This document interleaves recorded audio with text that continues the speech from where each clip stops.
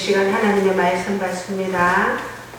하나님의 말씀은 에베소서 5장 8절에서 14절 말씀입니다. 에베소서 5장 8절에서 14절. 페이지로는 신약성경 315페이지입니다. 315페이지. 에베소서 5장 8절에서 14절 말씀.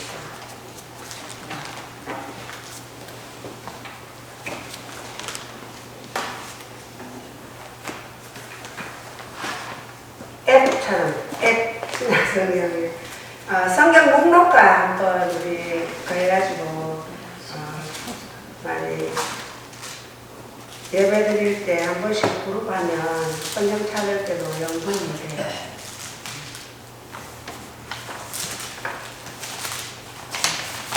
에베소서 5장 8절에서 14절 말씀.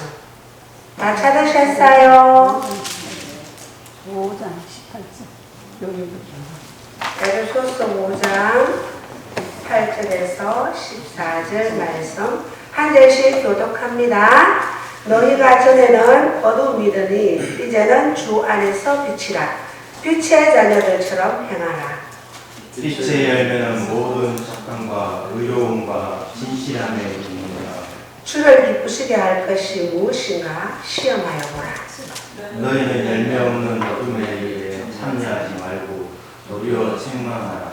그들이 엄밀히 행하는 것들은 말하기도 부끄러운 것들이라. 그러나 책망을 받는 모든 것은 빛으로 말미암아 드러나는 것마다 빛이니라. 함께 독합니다. 그러므로 이르시기를 잠자는 자여 깨어서 죽은 자들 가운데서 일어나라. 그리스도께서 너희에게 비추시리라 하셨느니라. 아멘. 할렐루야. 아멘. 아멘. 네, 한 주간 잘 지내셨어요? 네. 네, 건강한 모습으로 또 이렇게 예배의 자리에서 뵈니까 너무너무 또 기분도 좋고 하나님 앞에 감사와 영광을 올려드립니다. 네, 오늘 에베소서 5장 8절에서 14절 말씀의 제목은 함께 봅니다. 빛의 흔적을 남기며 걷는 삶. 우리가 성경 주보 오늘 처음이니까 제가 안 했는데 에베소서 딱 성경 구절 밑에 보면 이 성경은 살아계신 하나님의 말씀입니다. 이렇게 제가 작은 글씨로 기록해놨죠. 네. 다음 주에는 성경을 읽고 나면 이 성경은 살아계신 하나님의 말씀입니다. 이렇게 함께 우리가 한 번 더 이렇게 합독하며 나갑니다. 이 말씀은 훌륭한 이인들의 말씀이 아니고 이는 살아계신 하나님의 말씀 자체가 하나님이시라고 하셨습니다. 그래서 우리는 이 말씀 한 주를 꼭 한 번씩 우리가 예배 드릴 때 성경 읽고 나면 우리가 하나님께 우리 신앙의 공부하는 것처럼 이렇게 함께 하나님께 올려드리기를 바랍니다. 자, 오늘도 예배 나온 우리 성도님들 주님의 이름으로 축복합니다. 아멘. 네. 오늘 말씀의 제목 빛의 흔적을 남기며 걷는 삶, 사는 삶도 되고 걷는 삶도 됩니다. 자, 사자성어 중에 건묵자헉이라는 사자성어가 있습니다. 그게 무슨 말이냐면 먹을 가까이 하는 사람은 검어진다는 뜻으로 우리가 주변 환경에 얼마나 큰 영향을 받으며 살아가는지를 보여준다는 것입니다. 어둠과 함께하면 우리도 모르게 어둠에 물들고 빛과 함께하면 빛에 물드는 것은 당연한 것입니다. 이와 같이 사람이 살아가면 무엇인가 흔적을 남기게 됩니다. 눈길을 걸어가면 발자국이 남기고 또 비 오고 난 뒤에 또 길을 걸어가면 흙탕 속에 발자국이 또 남기잖아요. 우리는 빛의 자녀로서 빛의 흔적을 남기면서 살아가는 우리 성도님이 되어라는 것에서 오늘 말씀 본문을 우리에게 하나님께서 주셨습니다.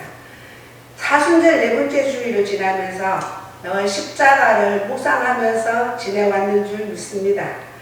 이 놀라운 우리 어둠에 있던 우리가 빛의 자녀로 우리는 정체성의 변화를 받았습니다. 어떻게 정체성을 받은 우리가 어떻게 이 어두운 세상 속에서 빛의 흔적을 남기며 살아가는지 오늘도 본문 말씀을 통하여서 말씀을 함께 나누고자 합니다. 먼저 우리는 어둠에서 빛으로 바뀐 사람입니다. 본문 8절 말씀에 보면 너희가 전에는 어두움이더니 이제는 주 안에서 빛이라. 여기서 바울은 우리가 어둠 속에 있었다라고 말하지 않습니다. 어두움이었다 이렇게 말하고 있습니다. 어둠 속에 있는 것이 아니라 우리 자체가 어둠이었다는 것입니다. 이게 뭐냐면 우리는 살아있지만 육신적으로 살아있지만 영적으로는 죽었다는 거예요. 그래서 어둠이었다는 것입니다. 제 가운데 살 때 우리는 어둠 속에 있는 정도가 아니라 그 어두움 자체였다는 것을 말하고 있습니다. 우리가 신앙생활을 하면서 여러 유형의 사람을 볼 수 있습니다. 신앙생활을 열심히 이렇게 하는데 처음에는 육으로 시작하는 사람이 있어요. 육으로 시작한다는 것은 뭡니까? 그냥 예수님도 잘 모르고 그냥 누군가에 이끌려서 하나님 전에 와서 예수 그리스도를 영접하고 예배드리며 나아가다가 나중에는 예수 그리스도를 만나고 나서는 하나님의 말씀이 십자가의 도가 깨달아지면은 성령의 사람이 되는 거예요. 육으로 받는 사람이 성령의 사람으로 인생을 마치는 사람이 있는가 하면 처음에는 예수를 잘 믿는 그런 가정에서 태어나서 또 부모님의 그 이끌림 받아서 교회 왔는데 얼마나 배경이 좋아요.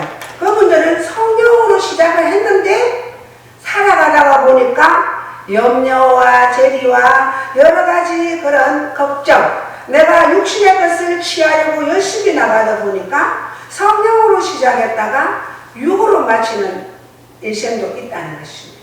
인생의 사람이 있다는 것입니다. 그런데 하나님 말씀에 보면은 또 성령에서 성령으로 마치는 성경의 인물도 있습니다. 하나님 말씀에 보면은 구약 성경에 기생 라합이라는 여인이 있어요. 이 여인은 육에서 시작했어요. 어서오세요. 네. 육에서 시작했어요. 처음에는 그분들은 예수 그리스도를 잘 몰랐는데 예수님을 소문으로 했으면 들었어요. 그런데 이스라엘 백성들이 정탐하러 갔을 때에 이제 뒤에 쫓기는 정탐꾼들을 잡아보는 그런 사람들이 쫓기는 몸이 되어서 이 기생 라합의 집에 들어간 거예요. 근데 이 기생 라합은 이 사람들이 이스라엘 하나님의 백성들이라는 것을 딱 알아차렸던 거예요. 그리고 그 사람들을 숨겨주었어요. 숨겨주고 이 사람들을 그 사람들이 이스라엘 역사 속에서 하나님의 역사를 이어가는데 우리 성경 말씀에 하나님의 그들의 이름이 올라와 있는 것입니다. 그분들은 육으로 시작했지만 성령의 사람으로 하나님의 사람으로 살아가서 또 예수님의 족보에 올라가는 그러한 삶을 살았습니다. 처음에는 뭐예요? 화나지 않았습니다.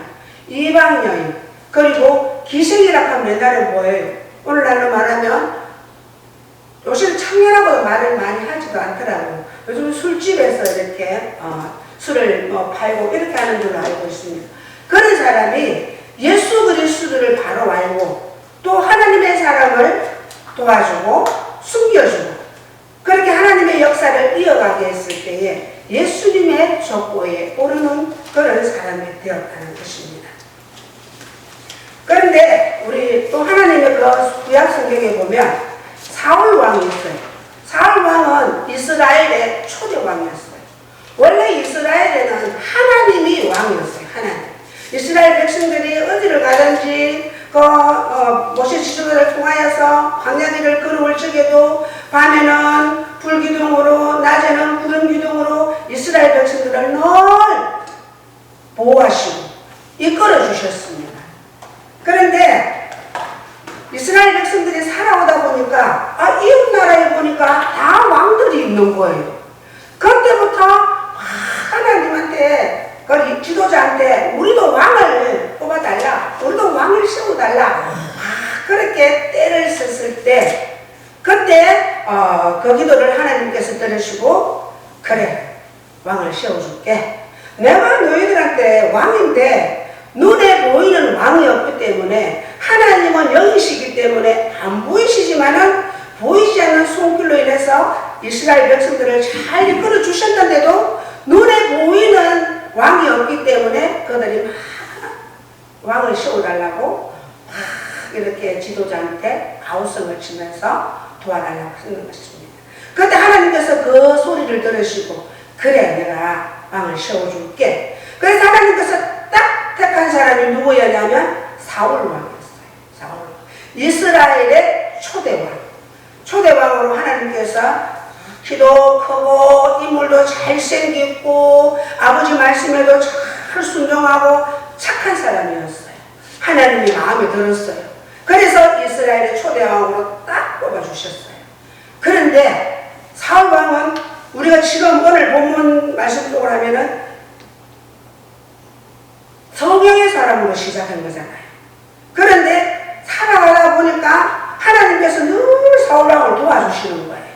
이웃 나라와 전쟁할 때에도 하나님께서는 늘 이기게 해주시는 거예요. 그런데 사울왕은 교만이 찾아온 거예요. 내가 잘했어. 내가 전쟁터에 나가서 많은 이스라엘 사람들을 데리고 전쟁 나갈 때에 내가 잘 인도했어. 그리고 우리가 할 때마다 이기게 되었다. 그러면서 목에 딱 기부수를 하게 됩니다. 그러면서 사울왕은 하나님을 싹 빼버립니다. 누구와 함께 한다고? 인본적으로 나라를 통치하기 시작했던 것입니다.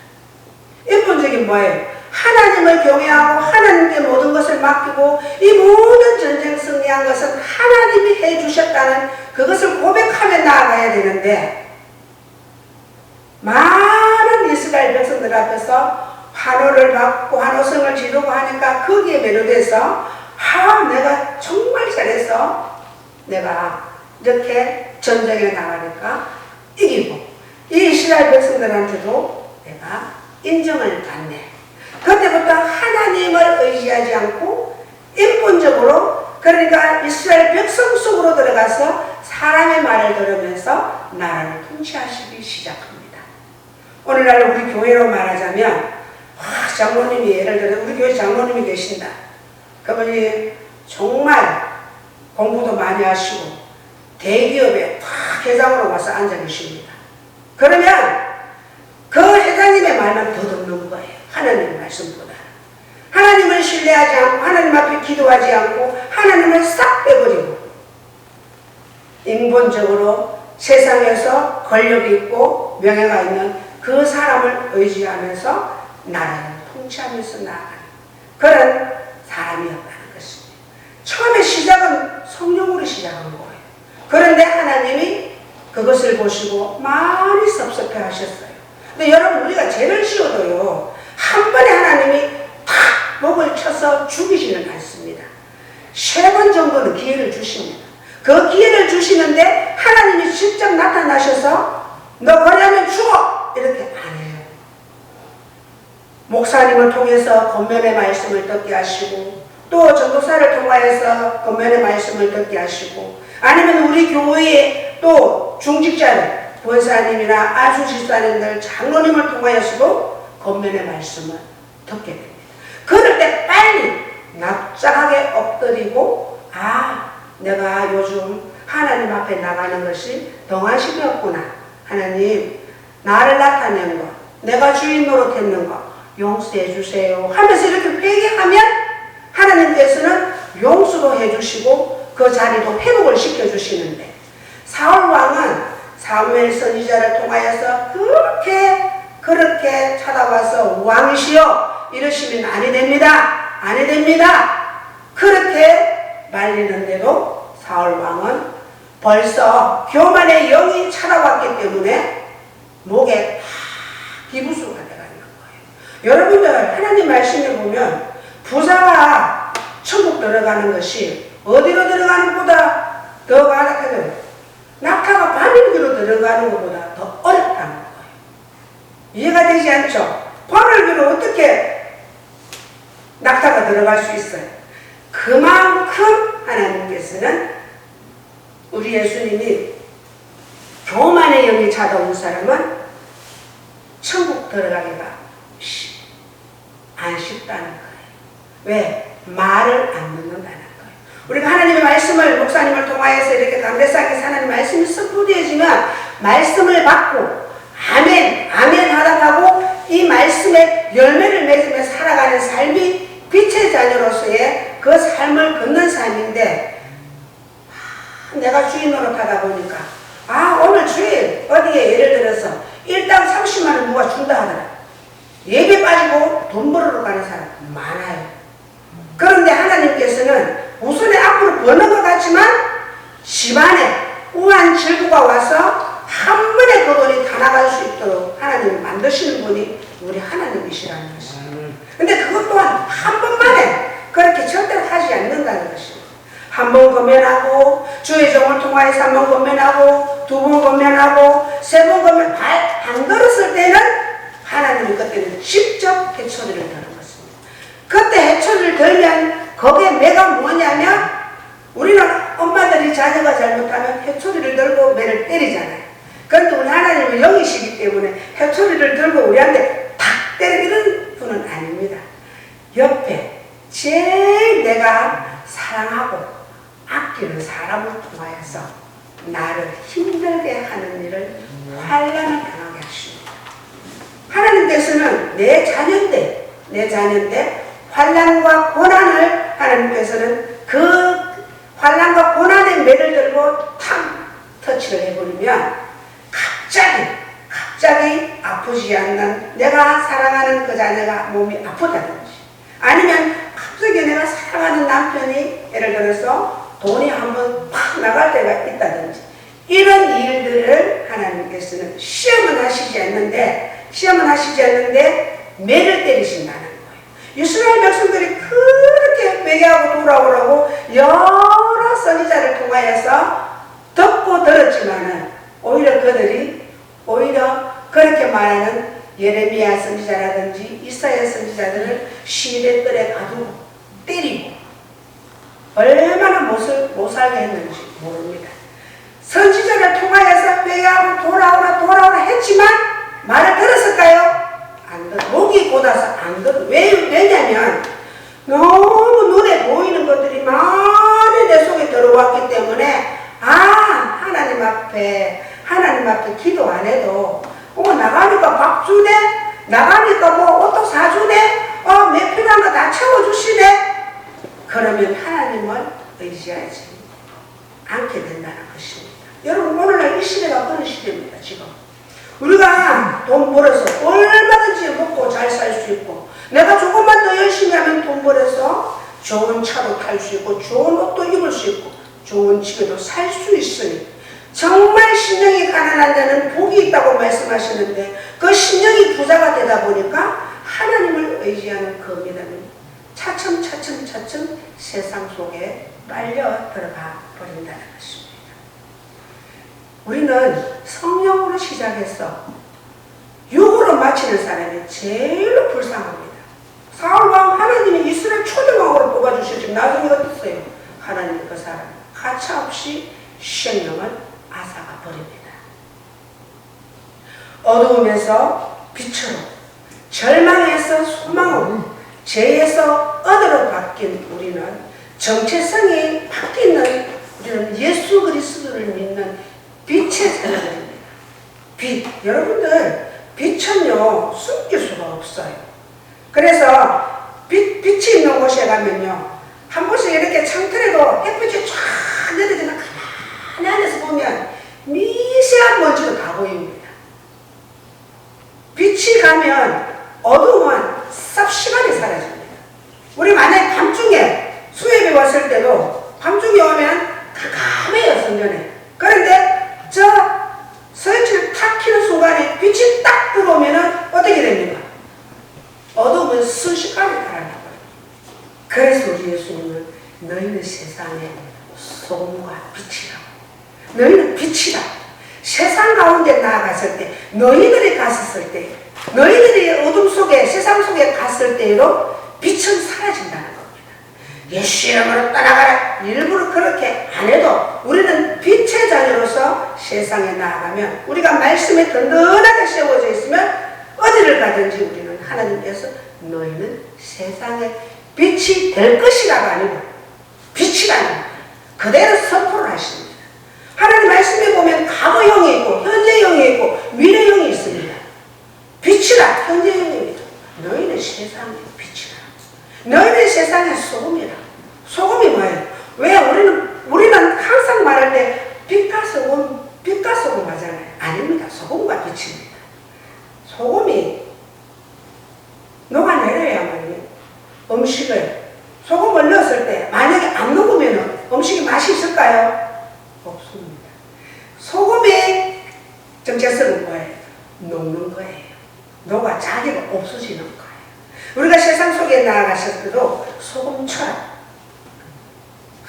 이렇게 우리 동료들 모임이라든지 또 가정에 대소사 있을 때 그런 데 갔을 때라도 우리는 소금처럼 그냥 예수님이 우리를 소금이라고 했지, 빛이라고 했지. 그냥 나를 강조하지 말고 나를 나타내지 말고 그냥 집안에서 하자는 대로 잘 따라주면서 돈도 오빠가 10만원 내면 나도 똑같이 10만원 내. 돈 있으면 나는 20만원 내요. 더 내. 왜? 그들을 구원하기 위해서는 그들에게 내가 먼저 물질적으로도 내가 먼저 희생하듯이 서라는 것입니다. 물질을 그렇게 사용할 때에는 하나님께서는 채우시고 더 채워주시는 것입니다. 하나님께서 한 나무 오고 두 나무 오고 세 나무 오고 네 나무 오고 그래서 우리가 부자가 돼서 살아가는 것이 아니라 주라는 것입니다. 너희가 주라. 줄 때에 내가 너희에게 채워 주리라고 말씀하십니다. 전도서의 말씀인가 그걸 보면은 너희의 식물을 강물에 던져라. 여러 날 후에 도로 찾을 것이다. 지금은 내가 주면은 내한테는 분명히 2개 있는데 하나 주고 나면 몇 개 남아요? 1개밖에 안 남아요. 그런데 채우시는 건 누가 채우신다? 하나님이 채워주시겠다는 것입니다. 우리는 물질도 하나님의 이름이 드러나도록 예수 그리스도의 복음이 전해지는 곳에 우리는 물질의 통로가 되어야 되는 거예요. 우리는 물질을 모아서 자꾸만 사두려고 합니다. 99,000원을 모았습니다. 1,000원만 더 있으면 얼마예요? 10만원 된다. 990만원을 모았으면 10만원만 더 있으면 1,000만원 된다. 이렇게 돈을 자꾸만 모으려고 합니다. 그런데 우리 하나님은 아니, 나누라는 거예요. 주라는 거예요. 그저 아무나 주는 것이 아니라 주님의 이름으로 나눌 때에 하나님께서는 채워주신다는 것입니다. 네, 사울은 성령으로 시작했지만 뭐로 마쳤어요? 육으로 마쳤다는 거예요. 근데 여러분들 다 육으로 시작했어요. 맞죠? 우리는 이방인들이었어요. 원래 유대인이 아니었어요. 이방인, 유대인과 헬라인이 바로 이방인이라는 것이에요. 이 이방인이었는데 사도 바울이 누구예요? 육신의 사람이었어요. 예수 그리스도를 믿는 자들을 핍박하고, 유대인이었지만 예수 그리스도를 믿는 자들을 핍박하고 가두고, 그리고 자기의 권력이 있으니까, 명예가 있으니까 법정에 가서 공문서를 받아들고 예수 그리스도를 믿는 자들을 괴롭히는 일에 앞장을 섰던 사람이에요. 그러나 자매식 도상에서 예수 그리스도를 만남으로 말미암아 사도 바울은 성령의 사람이 되었고요. 성령의 사람이 되어서 여러분 신약 성경 몇 권이에요? 신약 성경 27권, 구약은 39권. 외우려고 하면 어떻게 외우라고 했어요? 3, 9, 27. 39는 구약이고 27권은 신약인데 사도 바울이 기록했는 책이 신약 성경에 13권이나 되는 거예요.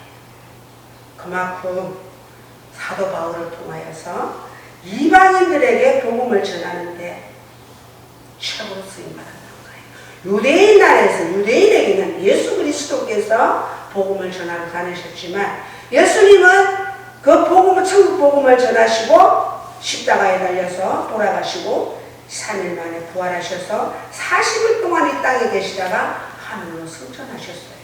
그리고 난 뒤에 요한복음 딱 끝나고 사도행전에 오면 성령이 임하도록 기다리라고 했잖아요. 그때 기다렸을 때에 성령이 임하면서 완전히 로마 병정들한테 무서워서 덜덜덜덜덜 예수님이 가고 나니까 무섭겠어요? 안 무섭겠어요? 자녀들이 부모가 옆에 있을 때 덜덜하잖아요. 근데 부모님이 안 계시면 아이들이 불안해하듯이 이스라엘 백성들도 예수님이 가시고 나니까 로마에 전부 다 창과 칼을 들고 예수 믿는 사람들을 잡아다가 가두고 막 그렇게 끌고 가고 하니까 무서워서 밖에 나오지를 못하는 거예요. 방문고리를 탁 잡고 방에서 들들 끌고 있을 때 오순절 마가다락방에 성령이 임하잖아요. 성령이 탁 임하고 나니까 그 문고리를 잡고 덜덜덜덜 끌던 그 사람들이 팍 쳐고 나가서 예수 그리스도를 복음을 전하면서 그때부터 교회가 세워지기 시작했던 것입니다. 바울이 우리 이방인에게까지 복음을 전하는데 큰 예수님 다음으로 일을 하셨다는 이유로 알고 있습니다. 그리고 오늘 9절에 보면 빛의 열매는 다릅니다. 빛의 열매는 뭐냐면은 착함과 어려움과 진실함이라는 것입니다. 빛의 열매. 빛으로 살아가는 사람에게는 세 가지의 열매, 착함과 어려움과 진실함이라는 거예요. 착함은 뭐예요? 시골 성도님들을 다 보면 알 수 있잖아요. 큰 말은 없어도 서로를 챙기고 돕는 마음, 김치 한 포기 나누고 감자 한 봉지 나누고 아픈 사람이 있으면 찾아가는 것이 이것이 바로 빛의 열매라는 것입니다. 교회에도 보면요 양이 있고 염소가 있어요. 양은 뭐예요? 순진하게 그냥 주인이 이쪽으로 이끌면 따라가고 이쪽으로 이끌면 따라가고 말을 잘 듣는 것을 비유로 하는 예수님께서 말씀하십니다. 근데 염소는 뭐가 있어요?